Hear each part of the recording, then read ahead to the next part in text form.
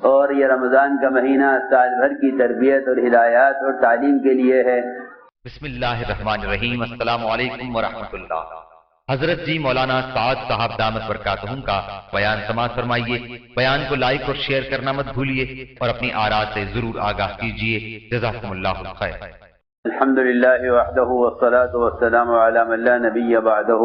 میرے محترم دوستو، بزرگوں، عزیزوں، رمضان کا یہ مبارک مہینہ جو گزرا ہے، یہ پورا سال اسی طرح گزارنے کے لیے دیا گیا تھا۔ ایک مدت ہوتی ہے انسان کی تربیت اور سیکھنے کی، اور پوری عمر ہوتی ہے اس کے مطابق گزارنے کے لیے۔ جمعہ کی نماز، جمعہ کا دن ہفتے بھر کی اصلاح و تربیت کے لیے ہے، اور یہ رمضان کا مہینہ سال بھر کی تربیت اور ہدایات اور تعلیم کے لیے ہے۔ اور حج یہ پوری زندگی کو سنوارنے، پوری زندگی کو بنانے کے لیے ہے۔ اس لیے حج زندگی میں ایک مرتبہ کہ پوری زندگی کو بدلنے کے لیے ہے۔ رمضان سال میں ایک مرتبہ کہ پورے سال کو بنانے کے لیے ہے، اور یہ جمعہ ہفتے میں ایک مرتبہ کہ پورے ہفتے کو بنانے کے لیے ہے۔ اس لیے میرے عزیز دوستوں اور بزرگوں، اصل سب سے بنیادی چیز اپنے آپ کو پابند بنانا ہے۔ جن پابندیوں کے ساتھ یہ مہینہ گزرا ہے، جن معمولات اور اعمال کے ساتھ یہ مہینہ گزرا ہے، ہم پوری زندگی اس کے مطابق گزاریں۔ اس لیے کہ روزے کی سب سے بنیادی مقصد اپنے آپ کو صبر و برداشت کا عادی بنانا ہے۔ جس طرح اس پورے مہینے اپنے آپ کو لا یعنی کاموں سے، لا یعنی باتوں سے روکا ہے اور بچایا ہے، اور پورے مہینے تہجد اور نوافل کا اہتمام کیا ہے، بلکہ معتکفین نے اعتکاف کا اہتمام کیا ہے اپنے آپ کو مسجد میں رہنے کا عادی بنانے کے لیے، اور سال بھر اپنے آپ کو ان معمول کا پابند بنانے کے لیے تھا۔ رمضان مبارک کا گزر جانا کسی جیل سے چھٹکارا نہیں ہے، یا کسی پابندی سے آدمی کا نکلنا نہیں ہے، بلکہ سال بھر ان پابندیوں کے ساتھ وقت گزارنے کے لیے ہے۔ اصل مقصد دعوت کا یہی ہے کہ اللہ کے راستے کی اس نقل و حرکت کے ذریعے آدمی عمل کے ماحول میں رہے۔ دعوت اور عبادت ان دونوں کا جمع کرنا آدمی کی تربیت کے لیے بنیادی شرط ہے۔ تربیت کے لیے بنیادی شرط ہیں دعوت اور عبادت دونوں کا جمع کرنا، اور ان دونوں کے جمع کرنے کا سب سے بہترین موقع یہ رمضان کا مہینہ گزرا ہے۔ حضرت فرماتے تھے دعوت اللہ کے لیے اس سے زیادہ موضوع کوئی مہینہ نہیں، اور عبادت کے لیے اس سے بہتر کوئی موقع نہیں۔ اس لیے میرے عزیز دوستوں اور بزرگوں، اس بات کا دل سے عزم کریں کہ انشاءاللہ ہمیں موت تک دین اور دین کی دعوت پر قائم رہنا ہے۔ اس امت کی افضلیت، اس امت کی خاصیت اور اس امت کی اللہ کے یہاں اس امت کا مقام صرف دعوت اور عبادت کو جمع کرنے پر ہے۔ محض عبادات سے اس امت کو وہ درجہ نہ ملے گا جو درجہ اس امت کو دعوت عبادت کی جمع کرنے پر ملے گا۔ بے شمار آیتیں، بے شمار روایتیں وہ امت کو یہ سمجھانے کے لیے ہیں کہ اس امت کی خصوصیت، اس امت کی افضلیت وہ دعوت اللہ کی وجہ سے ہے۔ انفرادی عبادات کا معمول پچھلی امتوں میں بھی رہا ہے، لیکن اس امت کو باعتبار نبی کی نیابت میں اور باعتبار اس امت کو ختم نبوت کی ذمہ داری پر اس امت کو جو کام دیا گیا ہے، وہ کام باعتبار عالم کے، باعتبار امت کے اس کے ذمہ ہے، اور وہ دعوت اللہ ہے۔ اس کے ذریعے اپنے ماحول، اپنے یقین کو بدلنا، اس لیے کہ دعوت خود اپنی ذات کو بدلنے اور ماحول کو بدلنے کے لیے ہے۔ اس لیے اعمال میں ان اعمال کو متعدی بنایا جائے۔ اعمال کو متعدی بنانے کا مطلب یہ ہے کہ اپنے عمل کو لے کر پھریں تاکہ دوسروں کے عمل پر آنے کا ذریعہ بنے۔ اس لیے اس میں کوئی شک نہیں، اللہ کے راستے میں نکل کر عمل کی فضیلت حرمین کی عبادت سے کہیں زیادہ بتلائی گئی ہے۔ حضور اکرم صلی اللہ علیہ وسلم نے اپنے صحابہ کو ایسا متحرک بنایا کہ آپ عید کے دن بھی جماعتیں روانہ فرمایا کرتے تھے۔ یہ نہیں کہ یہ عید کا دن بیوی بچوں کے ساتھ ہنسنے بولنے، کھانے پینے، اور یہ عید کا دن تو اپنے گھروں میں رہ کر خوشیاں منانے کے لیے ہے۔ حضور اکرم صلی اللہ علیہ وسلم، صحابہ بھی ہماری طرح انسان تھے، ان کو بھی بیوی بچوں کے درمیان رہنے کا شوق تھا۔ یہ بات نہیں ہے کہ ان کے اندر اس چیز کا کوئی تقاضا نہیں تھا، نہیں میرے بزرگوں، دوستوں، عزیزوں، وہ تو آپس میں رحماء تھے۔ اتنا آپس میں محبتیں اور تعلقات کے باوجود اپنے تعلقات کو، اپنی مرغوبات کو، اپنے مالوفات کو اور اپنی وطن کی چاہتوں کو چھوڑ کر صحابہ کرام مدینہ منورہ جیسے فضائل کی بستی کو چھوڑ کر بلکہ اس سے بڑھ کر حضور اکرم صلی اللہ علیہ وسلم کی صحبت کو چھوڑ کر اس پر ترجیح دیا کرتے تھے، اللہ کے راستے کی نقل و حرکت کو۔ اس لیے میں نے عرض یہ کرنا تھا کہ کوئی موقع صحابہ کرام کا ایسا نہیں ملے گا جس میں وہ اللہ کے راستے میں نہ نکلے ہوں۔ عید کے دن بھی حضور اکرم صلی اللہ علیہ وسلم، ابھی آپ نے خطبے میں سنا کہ آپ صلی اللہ علیہ وسلم عید کے دن بھی جماعتیں روانہ فرمایا کرتے تھے، جماعت تیار کر کے عید کے دن بھی اللہ کے راستے میں نکالا کرتے تھے۔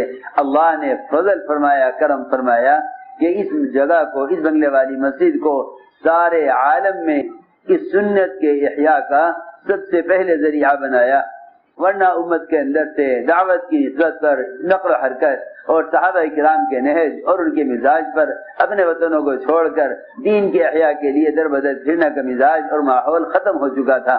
اللہ کا کرم اور فضل ہے کہ یہ معمول اب تک قائم اور قیامت تک جاری رہے گا۔ اس لیے میرے دوستو عزیزو، اس سنت کا انتظام کرو کہ حضور اکرم صلی اللہ علیہ وسلم عید کے دن بھی جماعتیں روانہ فرمایا کرتے تھے، بلکہ حضور اکرم صلی اللہ علیہ وسلم نے اپنی امت کا اللہ کے راستے کی نقل و حرکت کا ایسا مزاج بنایا۔ ابھی رات حضرت کا بیان پڑھ رہا تھا، فرماتے تھے محمد صاحب رحمۃ اللہ علیہ کہ مقابلہ جو بیٹھے گا وہ اصل دعوت سے بیٹھے گا، عبادات سے مقابلہ نہ بیٹھے گا، کیونکہ عبادات کے اوقات متعین ہیں۔ نماز اپنے وقت پر ہے، روزہ اپنے وقت پر ہے، حج اپنے وقت پر ہے۔ آدمی حج کی تیاری پہلے سے کر لیتا ہے، اخراجات کا انتظام کر لیتا ہے، حج کا موقع آتا ہے پہلے سے درخواست دے کر اپنے نفقات اور اخراجات کا انتظام کر لیتا ہے، رمضان آتا ہے رات سے سحر کا انتظام کر لیتا ہے۔ سمجھتے تھے اس سے بھی زیادہ جلدی، اس سے بھی زیادہ بے موقع جو تقاضا آئے گا وہ تقاضا دعوت اللہ اور اللہ کے راستے کے خروج کا آئے گا۔ سمجھتے تھے مقابلہ جو بیٹھے گا اصل دعوت سے بیٹھے گا، مجاہدہ اصل دعوت کے ساتھ ہے، دعوت کے بغیر کسی بھی عمل کا مجاہدہ نہیں، اس لیے کہ سارے اعمال، ساری عادات، ساری حوائج اور سارے دین کے تقاضے سب مرتب ہیں۔ بے وقت تقاضا آئے گا وہ تقاضا دعوت اللہ اور اللہ کے راستے کے خروج کا آئے گا۔ فرماتے تھے ادھر سے تقاضا آئے گا مرتدین کو ارتداد سے بچانے کا، ادھر سے تقاضا آئے گا امت میں فرائض کو زندہ کرنے کے لیے نقل و حرکت کا، ادھر تقاضا آئے گا بیوی بچوں کو دیکھنے، ٹوٹے ہوئے مکان کی اصلاح کا۔ فرماتے تھے اگر ایک دفعہ بھی یوں کہہ دیا، اگر ایک دفعہ بھی یہ کہہ دیا کہ آج نہیں کل چلا جاؤں گا، کل نہیں پرسوں چلا جاؤں گا، اگر ایک دفعہ بھی یہ کہہ دیا تو پھر کعب بن مالک والا حشر ہوگا اور کعب بن مالک کی طرح معاملہ ہوگا۔ یعنی حضرت کی یہ بات اتنی گہری بات ہے۔ حضرت چاہتے تھے کہ امت دوبارہ اللہ کے راستے کی نقل و حرکت میں اس جذبے اور اس عظمت پر آئے جس عظمت پر صحابہ مجتمع تھے۔ کعب بن مالک رضی اللہ تعالیٰ عنہ سارے غزوات میں شریک ہوئے، صرف غزوہ تبوک میں نہ جا سکے، اگرچہ بدری صحابی نہیں ہیں۔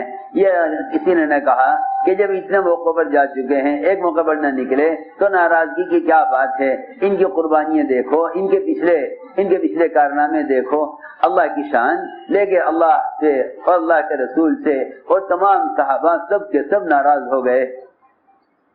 50 راتیں گزری کعب بن مالک رضی اللہ عنہ پر، سارا مدینہ ان سے ناراض تھا۔ حضرت فرماتے تھے اللہ نے اس لیے کیا تاکہ قیامت تک آنے والی امت محمدیہ وہ اس بات کو سمجھ لے کہ اللہ کے راستے کی نقل و حرکت میں تاخیر کرنا اللہ کے رسول کی ناراضگی کا سبب ہے۔ اور یہ بتلانے کے لیے امت کو، یہ بتلانے کے لیے کہ اللہ کے راستے کی نقل و حرکت میں کمی آنا دین کے نقصان کا اور دین کے مٹنے کا یقینی سبب ہے۔ اس لیے اللہ کے رسول کی ناراضگی کا سب سے بنیادی سبب اللہ کے راستے کی نقل و حرکت میں کمی کرنا اور تاخیر کرنا ہے۔ کتنے بے شمار لوگ مسلمان ایسے ہیں جنہیں اللہ کے راستے میں نکلنے میں کوئی دشواری نہیں ہے، وہ فارغ ہیں۔ کتنے ایسے ہیں جن کو اللہ نے مال کی وسعت دی ہے، انہیں اللہ کے راستے میں نکلنے میں کوئی دشواری نہیں۔ کتنے ایسے ہیں جن کے کاروبار کو سنبھالنے والے متبادل موجود ہیں۔ کتنے ایسے ہیں جو مختلف حوادث، مختلف تقاضے کی وجہ سے کاروبار کو بند بھی کر دیتے ہیں۔ لیکن اللہ کے راستے کے خروج کے لیے ان چیزوں کا رکاوٹ بننا اس بات کی علامت ہے کہ امت اپنے فرض منصبی سے ہٹی ہوئی ہے۔ اس لیے میرے دوستو عزیز عزم کریں سب کہ انشاءاللہ ہم اس کام کو کام بنا کے کریں گے۔ اس کام کو کام بنا کے کریں گے. جدھر واپس جا رہے ہیں یہ عزم کریں کہ انشاءاللہ ہمیں اپنے مقام پر رہ کر مقامی طور پر بھی دعوت کے ذریعے محنت کے ذریعے ان اعمال کا ماحول قائم کرنا ہے جن اعمال کے ذریعے اللہ رب العزت ہدایت و تربیت فرماتے ہیں. جتنی جماعتیں اللہ کے راستے میں نکل رہی ہیں انتہائی خوش نصیب ہیں وہ لوگ، اور اللہ کے انتہائی مقرب ہیں وہ لوگ، اللہ کے انتہائی مقرب ہیں وہ لوگ جو اپنے گھروں کی خوشیوں کو چھوڑ کر اللہ کے راستے میں اس وقت نکل رہے ہیں. یہ اللہ کے انتہائی مقرب بندے ہیں، اس لیے کہ اللہ کے تقرب کا سب سے بڑا ذریعہ اس راستے کا مجاہدہ ہے جس راستے پر انبیاء اور صحابہ کرام نے محنت کی ہے. وہ اللہ کے قرب کا سب سے بڑا ذریعہ ہے. وجہ اس کی یہ ہے کہ اللہ کے تقرب کے چار راستے ہیں. اللہ کے تقرب کے 4 راستے ہیں. ایک راستہ ہے انبیاء علیہ السلام کا، ایک راستہ ہے صدیقین کا، ایک راستہ ہے شہداء کا، ایک راستہ ہے صالحین کا. اللہ کی شان صالحین والی قسم ایک ہے، صالحین والی قسم ایک ہے، یہ عبادات کرنے والی قسم ہے. لیکن 3 قسمیں محنت کرنے والی ہیں. محنت کی بات نقل کر رہا حضرت فرماتے تھے 3 قسمیں محنت کرنے والی ہیں، انبیاء، صدیقین، شہداء. یہ 3 قسمیں محنت کرنے والی ہیں. ایک قسم صالحین کی ہے.